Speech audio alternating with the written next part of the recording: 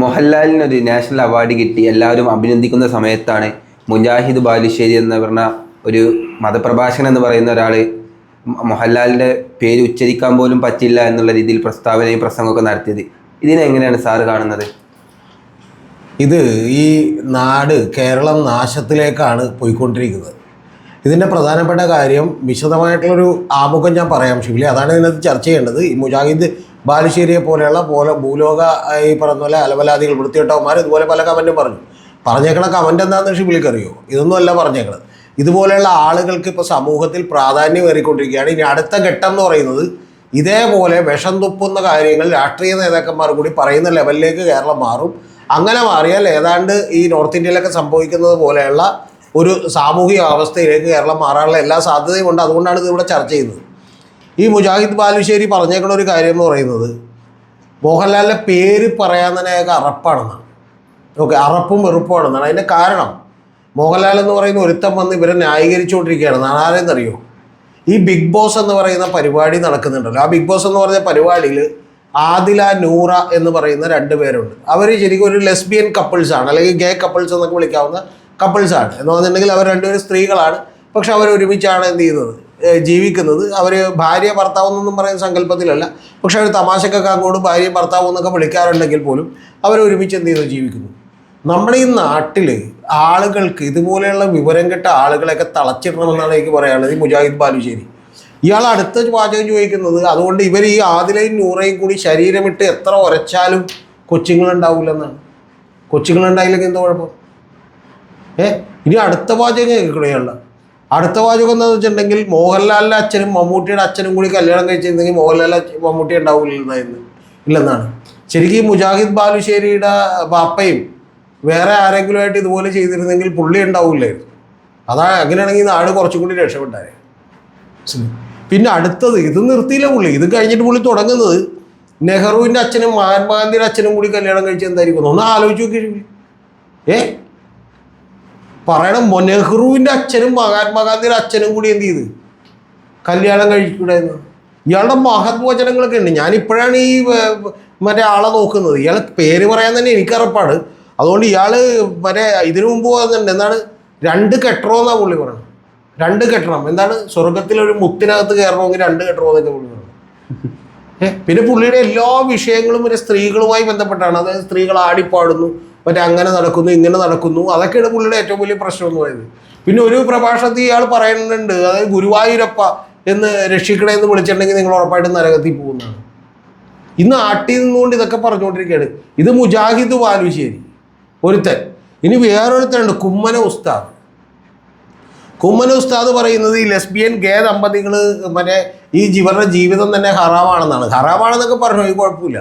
പക്ഷെ എന്താണെന്ന് വെച്ചാൽ ഇവരിങ്ങനെ പ്രചോദിപ്പിച്ച് ഈ നാട്ടിലുള്ള ആളുകളെ മുഴുവൻ എന്ത് ചെയ്തുകൊണ്ടിരിക്കുകയാണ്, ഭ്രാന്താക്കിക്കൊണ്ടിരിക്കുകയാണ്. ഇതിൻ്റെ പ്രശ്നം എന്താണെന്നറിയാമോ?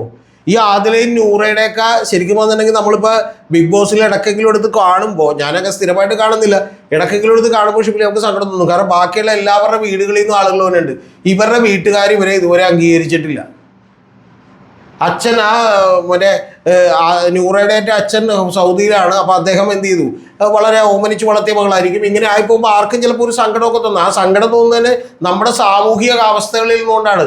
ഈ ആകെ 10-70 കൊല്ലം ജീവിക്കുന്നതിനിടയ്ക്ക് നമ്മൾ എങ്ങനെയെങ്കിലും സന്തോഷമായിട്ട് ജീവിച്ചാൽ മതി. അതിപ്പോൾ അവർ 2 പേരും കൂടി ജീവിക്കുന്നു. കൊച്ചുങ്ങളുണ്ടാവണമെന്ന് നിർബന്ധമില്ല.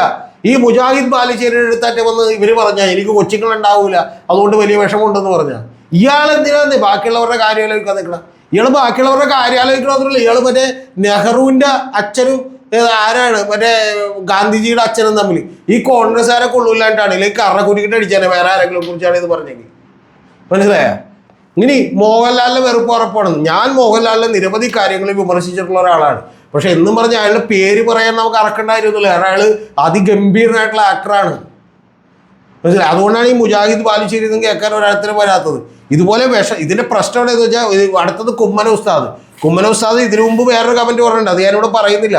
അപ്പോൾ കുമ്മന ഉസ്താദ് പറയുന്നത് ഹറാമാണെന്നാണ്. ഇനി ഇതിനോടൊപ്പം തന്നെ ചേർത്ത് വെച്ചില്ലെങ്കിൽ എനിക്ക് ഭയം ഉണ്ടെന്ന് വിചാരിച്ചിട്ടൊന്നുമല്ല, ശശികല ഈ ആഗോള അയ്യപ്പ സംഗമം നടക്കുന്നതിനിടക്ക് ഫേസ്ബുക്കിലൂടെ നിരവധി പോസ്റ്റ് ഇട്ടുകൊണ്ടിരിക്കുന്നതാണ്. എന്താണെന്നറിയാമോ? അവിടെ ഏതോ റെസ്റ്റ് ഹൗസ് ഉണ്ട്. ആ റെസ്റ്റ് ഹൗസിൽ നിന്നും എല്ലാം മാറ്റി കട്ടിലും ഇതുമൊക്കെ വിരിച്ചു എന്നാണ് അറിയണത്. അപ്പോൾ കോഴിക്കാലും പെണ്ണും കൂടിയുള്ള പരിപാടിയായിരിക്കും അവിടെ എന്ന് പറഞ്ഞ് പോസ്റ്റ് ഇട്ടുകൊണ്ടിരിക്കുകയാണ്. എന്ന് പറഞ്ഞാൽ നമ്മുടെ സമൂഹത്തിൽ നേരത്തെ ഇത്തരത്തിലുള്ള വിവരക്കേടുകളൊക്കെ പറയാനായിട്ട് അതേ സമുദായത്തിൽ തന്നെ അതേ ആളുകളൊക്കെ തന്നെ എന്ത് ചെയ്യുമായിരുന്നു, എതിര് നിൽക്കുമായിരുന്നു, പറയാൻ ഒരു ചെറിയ നാണമുണ്ടായിരുന്നു, മടിയുണ്ടായിരുന്നു. ഇപ്പൊ രണ്ട് കാര്യങ്ങൾ സംഭവിച്ചു. എന്താ? ഒന്ന്, യൂട്യൂബിലൂടെ വന്നങ്ങോട്ട് പറയാമെന്ന് പറയുന്ന ഒരു സൗകര്യം കിട്ടി. രണ്ടാമത്തേത്, ഇവരെ പോലെയുള്ള ആളുകൾക്ക് കുറെ കൂടി വിസിബിലിറ്റി കിട്ടിയാറ് ഈ ബാലുശ്ശേരി കീലുശ്ശേരി. ആ ബാലുശ്ശേരി എന്ന് പറഞ്ഞാൽ സ്ഥലത്തിന്റെ പേര് വെക്കരുതെന്ന് നാട്ടുകാരൊക്കെ കൂടി ചെന്ന് പറയേണ്ടതാണ്. മനസ്സിലായി? അപ്പൊ അത്തരത്തിലുള്ള ആളുകൾ എന്ത് ചെയ്തു, ഇവരൊക്കെ പേര് വേറെയാണ്, ഈ കുമ്മന ഉസ്താദൊക്കെ പേര് വേറെയാണ്. എന്നിട്ട് എന്ത് ചെയ്തു, ഇതുപോലെയുള്ള മറ്റേ ഈണത്തിലും താളത്തിലും ഇതുപോലെയുള്ള വിവരക്കേടുകൾ എഴുന്നള്ളിച്ചുകൊണ്ടിരിക്കുകയാണ്. ഇത് യഥാർത്ഥത്തിൽ ഈ നാട്ടിൽ ആരെ സഹായിക്കുമെന്ന് നിങ്ങൾ ചിന്തിച്ചിട്ടുണ്ടോ? ആരെ സഹായിക്കുമെന്ന് ചിന്തിച്ചിട്ടുണ്ടോ?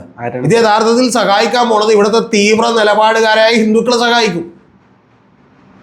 ഈ നാട്ടിൽ വർഗീയ കലാപം ഉണ്ടാവും. ഞാൻ ഇപ്പോഴേ ഷിബിലിനോട് പറയാം, ഇത് സൂചനയാണ്. ഇതിനെതിരെ നടപടി എടുക്കാൻ പോലും പറ്റില്ല. കാരണം എന്താ അറിയാമോ? മുജാഹിദ് ബാലുശ്ശേരിക്കെതിരെയും ശശികലനെയും പോയി അങ്ങോട്ട് പോലീസ് അറസ്റ്റ് ചെയ്ത് കഴിഞ്ഞിട്ടുണ്ടെങ്കിൽ പിറ്റേ ദിവസം രാവിലെ അവരുടെ റീച്ചും കൂടും, അവർക്കുള്ള ആൾബലവും കൂടും. ഇത് നമ്മളെപ്പോലെയുള്ള ആളുകൾ ജനത്തെ പറഞ്ഞ് തിരുത്തിക്കൊണ്ട് മാത്രമേ എന്ത് ചെയ്യാൻ പറ്റൂ, ഇത് മാറ്റം ഉണ്ടാക്കാൻ പറ്റൂ. ഈ നമ്മുടെ ഈ സാമൂഹിക അവസ്ഥയിൽ ഇത് ഈ ലെസ്ബിയൻ കപ്പിളായി ജീവിക്കുന്നത് വലിയ നാണക്കേടാണ് എന്ന് പറയുന്ന തോന്നലുള്ളത് കൊണ്ടാണല്ലോ പാവം നൂറയുടെ ഫാദറും അതുപോലെ തന്നെ ബാക്കിയുള്ളവരൊക്കെ എന്ത് ചെയ്യാത്തത്, അവരെ കാണാൻ വേണ്ടി വരാത്തത്. ഒന്ന് ആലോചിച്ച് നോക്ക്.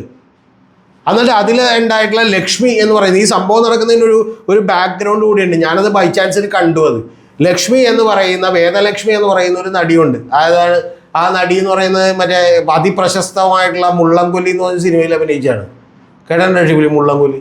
ഇല്ല. ഈ ബിഗ് ബോസിലെ നേരത്തെയുള്ള മറ്റേ വിന്നർ ഉണ്ടായല്ലോ, അവൻ്റെ പേരെന്താണ്? അഖിൽ മാരാർ നായകനായിട്ട് അഭിനയിച്ചിട്ടുള്ള സിനിമയാണ് മുള്ളംകൊല്ലി. കണ്ടവരൊക്കെ പറയുന്നത് 4000 പേരായിട്ടേ കണ്ടുള്ളൂ. ആ 4000 പേരെ കൊല്ലുകയായിരുന്നു എന്നാണ് അവർ പറയുന്നത്. അതെന്തെങ്കിലും ആയിക്കോട്ടെ. അപ്പോൾ അതിൽ അഭിനയിച്ചിട്ടുള്ളതാണ് ഈ വേദലക്ഷ്മി. ആ കൊച്ചിനെ, ആ പുള്ളിക്കാരിയെ കുഴപ്പമൊന്നും പറയുന്നില്ല. പക്ഷേ അതിന് ചില ധാരണ പിശകുകളൊക്കെ ഉണ്ട്. അപ്പോൾ അതുകൊണ്ട് അത് പറയുന്നത്, ഇത് ഇങ്ങനൊരു കാര്യം ഞങ്ങൾ നോർമലൈസ് ചെയ്യുന്നത് നല്ലതല്ല എന്നുള്ളത് പറഞ്ഞു. ഈ മറ്റേ ആദിലയുടെ നൂറുടെയൊക്കെ കാര്യം നോർമലൈസ് ചെയ്യുന്നത് നല്ലതല്ല എന്ന് പറഞ്ഞു. ഉടനെ മോഹൻലാൽ അടുത്ത എപ്പിസോഡ് വന്നപ്പോൾ, കാരണം മോഹൻലാൽ അതിനിടയ്ക്ക് ലക്ഷ്മി ഒരു വലിയ തെറ്റ് പറഞ്ഞു. ആ തെറ്റ് പറഞ്ഞത് എൻ്റെ വീട്ടിൽ കയറ്റാൻ കൊള്ളാത്തവരാണെന്ന് പറഞ്ഞു. അപ്പോൾ മോഹൻലാൽ വന്നിട്ട് പറഞ്ഞ്, ഞാൻ എൻ്റെ വീട്ടിൽ അവരെ കയറ്റുമല്ലോ എന്ന് പറഞ്ഞു. നമ്മളൊക്കെ വളർന്നു വരുന്ന സമയത്ത് നമുക്കൊക്കെ പല തെറ്റിദ്ധാരണകളും മണ്ടത്തരങ്ങളും ഒക്കെ ഉണ്ടാവും. പക്ഷെ ഇതൊക്കെ ഈ ലോകത്ത് അവരുടെ ഹോർമോൺ ചേഞ്ച് കൊണ്ടും അവരുടേതല്ലാത്ത കാരണങ്ങളാലും ഉണ്ടാകാവുന്ന അഭിരുചികളും താല്പര്യങ്ങളുമാണ്. ഇനി ആർക്കെങ്കിലുമൊക്കെ അങ്ങനെ ജീവിക്കണമെന്നുണ്ടെങ്കിൽ അങ്ങനെ ജീവിച്ചോട്ടെ എന്ന്. ആകെ 10-70 കൊല്ലമല്ലേ ശിവലി ഒരു മനുഷ്യൻ എന്ത് ചെയ്യുള്ളൂ, ഇല്ലെങ്കിൽ കൂടിയാൽ 100 കൊല്ലം എന്ത് ചെയ്യും, പോട്ടെ ഇനി 120 കൊല്ലം എന്ത് ചെയ്യുന്നതായിരിക്കും, ജീവിക്കുമെന്നായിരിക്കും. 120 കൊല്ലൻ്റെ ലൈഫ് സ്പാനിനിടക്ക് അവനവന് ഇഷ്ടമുള്ള സന്തോഷമുള്ള കാര്യങ്ങളൊക്കെ ചെയ്ത് അങ്ങോട്ട് ജീവിച്ചു പോകണ്ടേ. അത് മറ്റൊരാളെ ബുദ്ധിമുട്ടിക്കുന്നില്ലെങ്കിൽ, ഉപദ്രവിക്കുന്നില്ലെങ്കിൽ അതുകൊണ്ട് കുഴപ്പമില്ലെന്നല്ല വിചാരിക്കേണ്ടത്. അതിന് പകരം ഈ നമ്മുടെ സമൂഹത്തിലെല്ലാം ഉണ്ട്. ഇപ്പം ഇത് കയ്യടി കിട്ടാൻ പോകുന്നൊരു അഭിപ്രായമല്ല. കയ്യടി കിട്ടുന്നത് മുജാഹിദ് ബാലുശ്ശേരിക്കായിരിക്കും എന്ന് എനിക്ക് ഉറപ്പുണ്ട്. പക്ഷെ ഒരു കാര്യമുള്ളത്, ഇത്തരത്തിലുള്ള നമ്മുടെ നാട്ടിൽ പതുക്കെ മാറ്റം കൊണ്ടുവരാൻ യഥാർത്ഥത്തിൽ ബിഗ് ബോസ് പോലും സഹായിക്കേണ്ടെന്ന് ഞാൻ വിചാരിക്കണം. ഈ ആദിലെ നൂറയുടെയൊക്കെ കാര്യം കാണിച്ചുകൊണ്ട് ഞാൻ അതിനോട് വലിയ എതിർപ്പുള്ള ഒരു പരിപാടിയായിരുന്നു. കാരണം പക്ഷെ ഞാനത് കാണുന്നത് അതെങ്ങനെയാണ് കൃത്യമായി മാർക്കറ്റ് ചെയ്യപ്പെടുന്നത്, ഏത് സൈക്കോളജിയാണ് അത് എന്ത് ചെയ്യുന്നത്, കാറ്റർ ചെയ്യുന്നത് എന്നൊക്കെ അറിയാൻ വേണ്ടിയിട്ടാണ്. ഞാനതിനെക്കുറിച്ച് വിശദമായി പഠിച്ചതാണ്. അതിൻ്റെ 7-8 എപ്പിസോഡ്, 7-8 ഈ പറഞ്ഞ സീസണുകളിൽ എത്രത്തോളം പണം മുടക്കിയിട്ടുണ്ട്, അവരെങ്ങനെയാണ് ഓരോ ഗെയിം പ്ലാൻ ചെയ്യുന്നത്, എങ്ങനെയാണ് അത് ജനത്തെ അട്രാക്ട് ചെയ്യുന്നത്, എങ്ങനെയാണ് അതിൻ്റെ ഓരോ പോയിന്റുകളും എന്ത് ചെയ്യുന്നത്, സെല്ല് ചെയ്യുന്നത്, എങ്ങനെയാണ് ഈ പറയുന്ന പോലെ ഓരോരോ ആളുകൾക്കായിട്ട് കോൺടെസ്റ്റ് സംഘടിപ്പിക്കുന്നത്, എങ്ങനെയാണ് അവർക്ക് കൂടുതൽ റീച്ച് കിട്ടുന്നത്, അതിലാണ് ഏറ്റവും കൂടുതൽ പരസ്യത്തിന് വരുമാനം വരുന്നത്. അപ്പോൾ അതിൻ്റെ ഒരു ബിസിനസ് ആസ്പെക്ട് പഠിക്കാൻ വേണ്ടി പഠിച്ചതാണ്. അപ്പോൾ അങ്ങനെ പഠിച്ചിട്ടുള്ള എന്നെ സംബന്ധിച്ചോളം എനിക്ക് പോലും തോന്നിയിട്ടുള്ള ഒരു കാര്യം, ഇത്തരത്തിലുള്ള കുറച്ച് സംഭവങ്ങൾ ഇപ്പം അതിലെ നൂറ പോലെയുള്ള ആളുകളെ കാണുമ്പോൾ സമൂഹത്തിന് മനസ്സിലാവും ഇങ്ങനെയാണ് അവരുടെ മനസ്സ്. അവരുടെ മനസ്സിൽ അവർക്ക് ഇഷ്ടപ്പെട്ട അവർ രണ്ടുപേരും തമ്മിൽ വളരെ സ്നേഹത്തോടെ, വളരെ ആത്മാർത്ഥമായ സ്നേഹത്തോടുകൂടി ജീവിച്ചു പോകുന്നതാണ് നമുക്ക് എന്ത് ചെയ്യുന്നത് തോന്നുന്നത്. അതിൻ്റെ ഇടക്കാണ് ഈ പറയുന്ന വേറെങ്ങാണ്ടൊഴിക്കുന്ന മുജാഹിദ് ബാലുശ്ശേരിക്കാണ് സങ്കടം. ഇവരെ ഉറച്ചിട്ട് എന്ത് ചെയ്യുവാന്ന് കുട്ടികളുണ്ടാവും. ഈ പറയേണ്ടത് ഇതല്ല, പറയാൻ വേറെ കുറേ ഉണ്ട്. ഉറച്ചിട്ട് എന്ത് ചെയ്യുക, കുട്ടികളുണ്ടാവുമോ എന്ന് ചോദിക്കാൻ നമുക്ക് വേണമെങ്കിൽ മുജാഹിദ് ബാലുശ്ശേരിയുടെ എന്ത് ചെയ്യാമല്ലോ, വേറെ ആരെ കുറിച്ചെങ്കിലൊക്കെ ചോദിക്കാം. ഇപ്പോൾ മമ്മൂട്ടി മോഹൻലാലിനെ കുറിച്ചും മറ്റേ ഗാന്ധി നെഹ്റുവിനെ കുറിച്ച് പറഞ്ഞ പോലെ ചോദിക്കാം, ഞാനത് ചോദിക്കുന്നില്ല. അപ്പം അതുകൊണ്ട് ഈ പറയുന്ന വൃത്തികേടും വിവരക്കേടും ഒക്കെ പറയുന്ന ആളുകൾക്ക് കേരളീയ സമൂഹത്തിൽ പതിയെ പ്രാധാന്യം ഉണ്ടായിക്കൊണ്ടിരിക്കണേന്ന് എൻ്റെ പേടി. ഉത്തർപ്രദേശിലും ബാക്കിയുള്ള സ്റ്റേറ്റുകളിലും എല്ലാം സംഭവിച്ചത്, ലോകത്തിൻ്റെ പല ഭാഗങ്ങളിലും സംഭവിച്ചത്, ആദ്യം ഇതുപോലെ ചെറിയ ചെറിയ ആളുകൾ പറയുകയും ആദ്യം അവർ ഇത്ര കടുത്ത വാക്കുകൾ ഉപയോഗിക്കില്ലായിരുന്നു. പക്ഷേ ഇവർ ചെറിയ ചെറിയ വാചകങ്ങൾ ആദ്യം പറഞ്ഞു വന്നു. ഈ മുജാഹിദ് ബാലുശ്ശേരി ആണെങ്കിലും അതുപോലെ കുമ്മന ഉസ്താദ് ആണെങ്കിലും ഈ പറഞ്ഞ പോലെ ശശികല ആണെങ്കിലും ഒക്കെ നമ്മൾ ശ്രദ്ധിച്ചു നോക്കിയാൽ കാണാം. ആദ്യമൊക്കെ ചെറിയ ചെറിയ എന്ത് ചെയ്തു, തീവ്രമായ നിലപാടുകൾ ഇട്ടു. അപ്പോൾ അത് കുഴപ്പമില്ലെന്ന് തോന്നിയപ്പോൾ കുറച്ചുകൂടി തീവ്രമാക്കി, അങ്ങനെ തീവ്രമാക്കി വരികയാണ്. ഇനി അടുത്തതെന്ന് പറഞ്ഞാൽ ഇത്തരം വാചകങ്ങൾ തന്നെ വോട്ട് കിട്ടാനും വലിയ തോതിലുള്ള വിഭജനവും കേരളത്തിലുണ്ടാവും. അത് രാഷ്ട്രീയക്കാർ കൂടി ഏറ്റെടുക്കുന്ന സമയത്ത് എനിക്ക് ഈ പറഞ്ഞ പുതിയ തലമുറയോട് പറയാനുള്ള ഒറ്റ വാചകമുള്ളൂ, ആ സമയം തന്നെ ഇവിടെ നിന്ന് ഓടി രക്ഷപ്പെട്ടുള്ളൂ.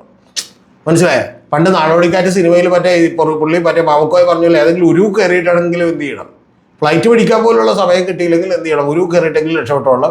ഏറ്റവും കുറഞ്ഞ പക്ഷേ അടുത്ത സംസ്ഥാനത്തേക്കെങ്കിലും പോകണം. അല്ലെങ്കിൽ ഇതുപോലെയുള്ള മുജാഹിദ് ബാലുശ്ശേരിമാരൊക്കെ മറ്റേ ബൈനോക്കുലറും വെച്ച് മറ്റേ ഹക്ക ഹുക്ക ഡാൻസ് കളിക്കുന്നുണ്ടോ പെണ്ണുങ്ങൾ, അതുപോലെ മറ്റേ ഇവർ തമ്മിൽ ഉരസുന്നുണ്ടോ എന്നൊക്കെ നോക്കിക്കൊണ്ട് നടക്കും. അത്ര മോശപ്പെട്ട അവസ്ഥയിലേക്കാണ് കേരളം പോയിക്കൊണ്ടിരിക്കുന്നത്.